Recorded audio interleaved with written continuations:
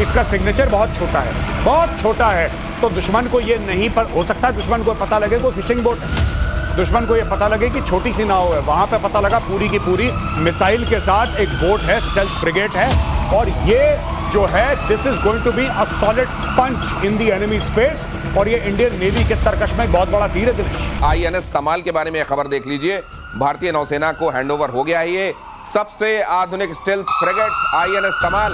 रूस के कैलिनिनग्राड में आईएनएस तमाल का कमीशन हुआ। तमाल रूस से मिला हुआ 8वां और तुशील क्लास का दूसरा युद्धपोत। इसके आने के मायने क्या है मेजर गौरव? देखिए साहब, फ्रिगेट है, भारत जिस तरीके से अपना फ्लीट डेवलप कर रहा है, मैं आपको एक और बात बता दूं, सब लोग ये सोच रहे हैं कि साहब ये रशिया से आ रहा है फलाना डिम, नहीं, अभी भी 95% जो शिप्स बन रहे हैं वो भारत में बन रहे हैं, सबसे पहले बात। लेकिन भारत को जिस तरीके से अपनी नेवी एक्सपैंड करनी है, भारत की खरीदना बाहर से एक मजबूरी है।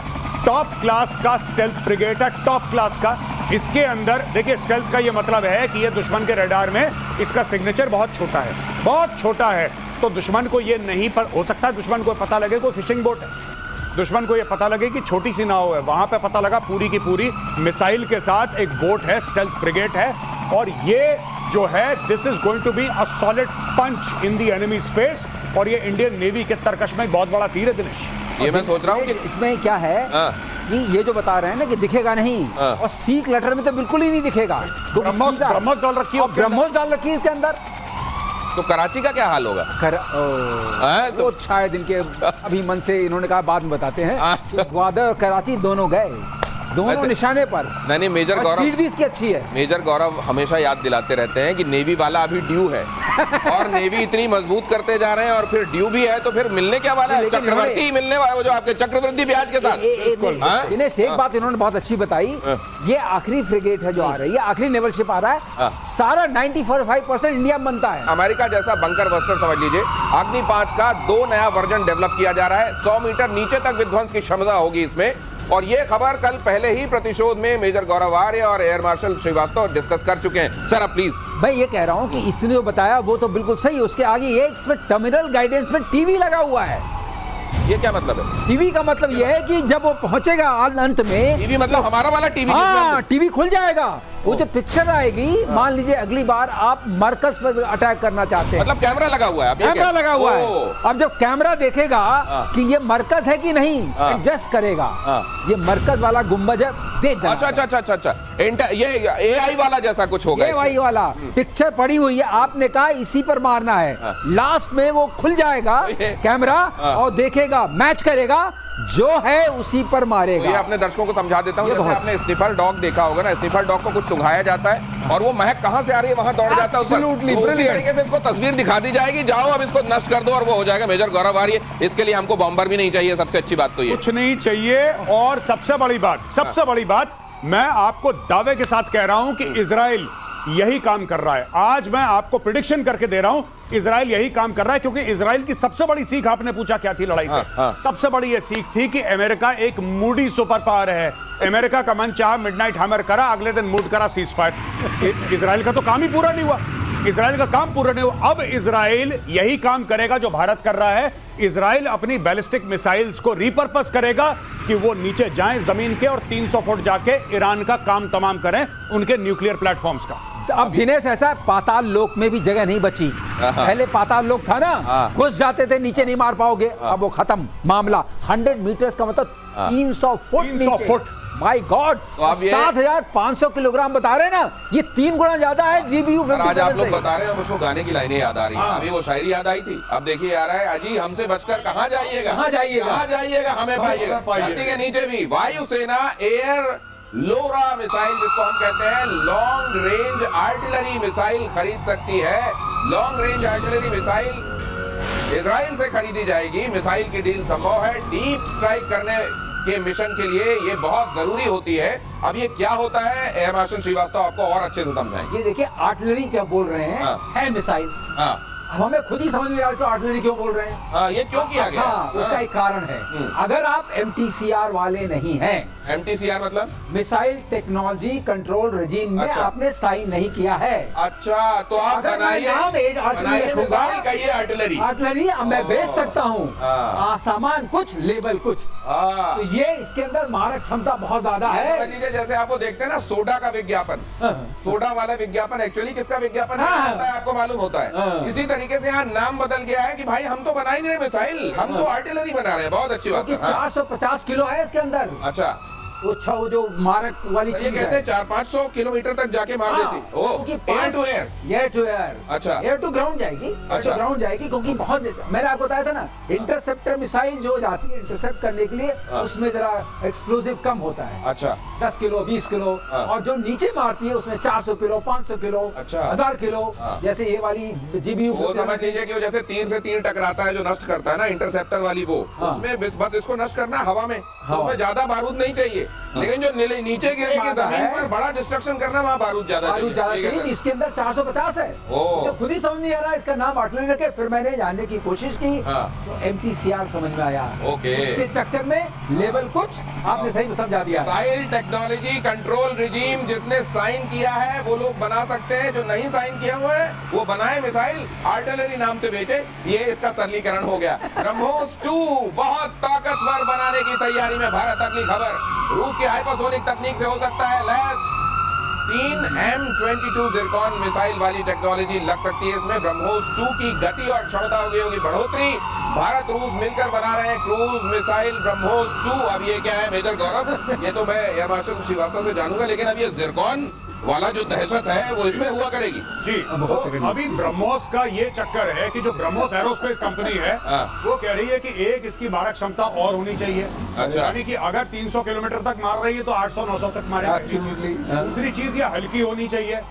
तीसरी चीज इसकी गति जो है, अभी जो 3 टाइम्स स्पीड ऑफ साउंड है वो 7 टाइम्स 8 टाइम्स स्पीड, यानी कि ये मिसाइल बिल्कुल शेषनाग आप समझ लीजिए, एक बार गया तो गया। अच्छा, nobody has any answer। देखिए ना, मैंने वही बात बोली थी जब पाकिस्तान को पता था कि ब्रह्मोस फायर है। ऐसी बात नहीं कि पाकिस्तान को पता नहीं लगा, पर पता लगने के बाद वो ऐसे देख रहे थे जैसे आप लोग हमारा प्रोग्राम प्रतिशोध देख रहे हैं। देख रहे थे बस पाकिस्तान ये आ रहा है, अच्छा आ गया, ओह वेरी गुड, ये चक्कर है। तो पाकिस्तान देख रहा था, अब पाकिस्तान और तेजी से देखेगा। लेकिन ये जो बनेगा खतरनाक, और ब्रह्मोस को 4 सुखोई के ऊपर टंगेंगे। अभी एक टंगता है 1 सिंगल, अब ये 4 टंगेंगे सुखोई के नीचे और फिर इससे मारा जाएगा। एक चीज और बता दें, बहुत जानने वाली थी, आखिरकार हम इंडिजिनस कैसे बनाएंगे। हम पहले ये रैम जेट, एक बार हमने कहा था राम, रैम है, रैम ये और स्क्रैम। स्क्रैम, ये सुपर कंबस्टिव रैम है।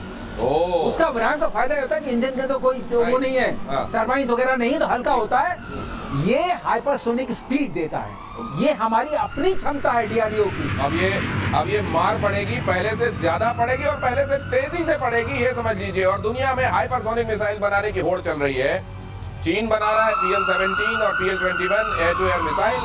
चीन को काउंटर करने के लिए अमेरिका ने AIM-260 पर काम शुरू कर दिया है और भारत ने रूसी R-37 मिसाइल पर दांव लगाया है। अनुराग श्रीवास्तव, मतलब समझाइए जल्दी से इसका। तीनों ही एक ही रेंज के हैं और उसमें ज्यादा स्पीड R-37 की है। अच्छा, इसका मैक हायर है। अच्छा, और रेंज इसकी वही 300-350 किलोमीटर के आसपास तीनों की है। ओके। तो मारक क्षमता में और जो पेलोड कैरी करेंगे तीनों मोर और लेस बराबर हैं, क्योंकि एक दूसरे को देख के बनाए गए हैं। R-37 जल्दी पहुंचेगी, इसलिए आप समझ सकते हैं हमने क्यों दांव लगाया उस पे। हमने जो इधर दांव लगाया, पाकिस्तान किस पे दांव लगा रहा है वो भी देख लीजिए। लगातार दांव लगा रहा है।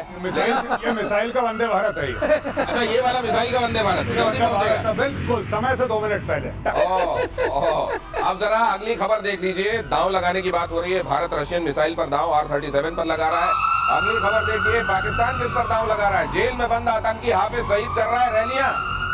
मेजर गौरव आर्य आपको हर दिन प्रतिशोध में बताते हैं कि जिसको जेल में होना चाहिए वो दंदनाते हुए पाकिस्तान में जगह जगह घूम रहा है। बेटे तलहा पर के कंधे का सहारा लेता हुआ दिखाई दिया हाफिज। तस्वीर में लश्कर कमांडर सैफुल्लाह कसूरी के साथ दिखाई दे रहा है, लेकिन बेहद बीमार नजर आ रहा है हाफिज। लेकिन उसने अगली पीढ़ी तैयार कर दी है आतंकवादियों की।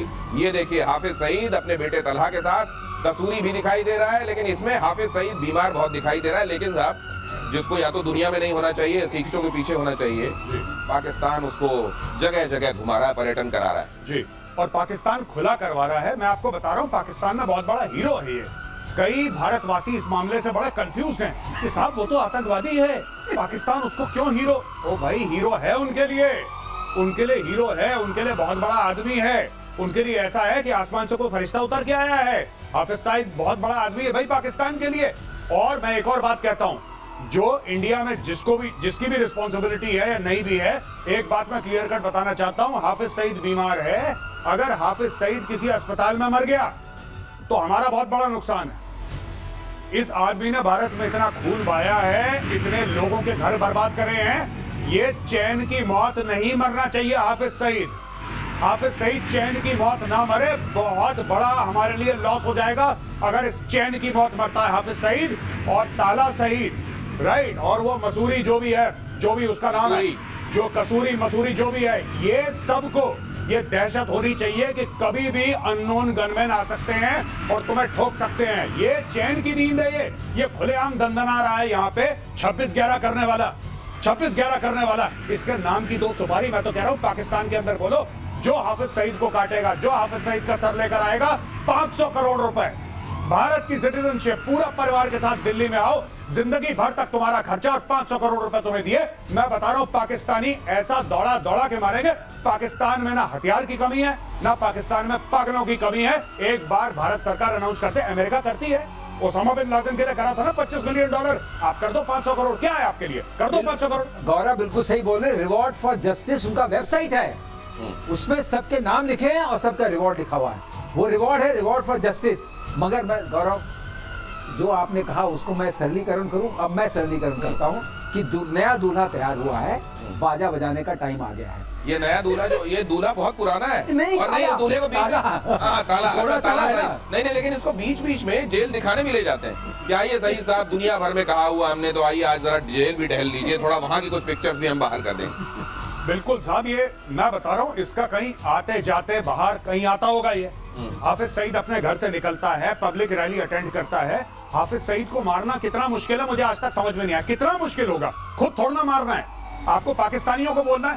पाकिस्तानी वो कौम है जहां पे पाकिस्तानी एयरफोर्स वालों ने, पाकिस्तान के एयरफोर्स वालों ने परवेज मुशर्रफ की हत्या की साजिश करी और एक्चुअली अटेम्प्ट करा अपने आर्मी चीफ, अपने प्रेसिडेंट को मारना। ये पाकिस्तानी एयरफोर्स के कारनामे हैं भाई। क्या बात कर, पाकिस्तान में हर चीज पॉसिबल है। आपको पता है, कुछ समय पहले, आज से 7-8 साल पहले, जब इनका बहुत बड़ा एक ऑपरेशन चला था पाकिस्तान में, तब ये डिस्कवर हुआ था पाकिस्तान के अंदर कि एक सुसाइड बॉम्बिंग का स्कूल खोला है पाकिस्तानियों ने, और वहां पे सुसाइड बॉम्बर किराए पे मिलते हैं। आप 5 लाख रुपए दीजिए, एक सुसाइड बॉम्बर को ले जाइए। ये पाकिस्तान में होता है यार। लेकिन दूसरी बार किराए में कैसे लेगा कोई उसको, अगर वो सुसाइड बॉम्बर है? वो कह रहा था किराए पे, वो एक्चुअली 1 वे टिकट है। एक बार आपने कर दिया तो फिर उसका थैंक यू। मिसाइल टाइप है, अच्छा, एक बार गई तो बस हायर किया जा सकता है। उसके बाद अगला उसी तरह का तैयार मिलेगा आपको। वहां पर हर चीज का प्राइस टैग है, प्राइस नहीं, किराया टैग। वो किराया दीजिए और इस्तेमाल कीजिए। ये आतंकवाद अब और पनपने मत दीजिए। ये कह रहे हैं मेजर गौरव आर्य। और चीन पाकिस्तान पर स्पेस से निगाह रखेगा। भारत 2029 तक 52 स्पेशल डिफेंस सैटेलाइट भेजे जाएंगे। आर्टिफिशियल इंटेलिजेंस बेस्ड होंगे सैटेलाइट। अंतरिक्ष में भारत की आंख बनेंगे ये सैटेलाइट। यही वो सैटेलाइट्स हैं जो दुश्मन के ऊपर आपको एक तरीके से एज देते हैं। और क्या मायने हैं इसके, पीके श्रीवास्तव सर? ये तो बहुत जरूरी था। इसका माने ये कि अभी हमारे पास जो सैटेलाइट्स हैं, उनका एक वो 6 चक्कर 4 चक्कर लगाते हैं तो 6 घंटे या 4 घंटे में आपको उस जगह की विजिबिलिटी मिलती है। हाँ। इनके आने से क्या होगा, आप कंटिन्यूअस विजिबिलिटी मिलेगी। अच्छा, ये लगातार आपको 24/7 बिकॉज आप 52 हो गए तो आप कोई ना कोई सैटेलाइट देख रहा होगा। फिर हम वो सिंथेटिक पिक्चर बना सकते हैं, हमें पता चलेगा क्या मूवमेंट हो रहा है, तो आप जो वो बताते हैं आकाश तीर और IACCS, उसको बहुत मदद मिलेगी। आपको कंप्लीट पिक्चर हमेशा रहेगी, जिसको हम ऑर्डर ऑफ बैटल बोलते हैं। मतलब कहां पर टैंक हैं, कहां पर ट्रूप्स हैं, कहां पर मिसाइल्स हैं, कहां पर कारखानों में क्या हो रहा है और कहां पर इस तरह के ट्रक जा रहे हैं ढूंढने के लिए कि उसके नीचे हुआ क्या है।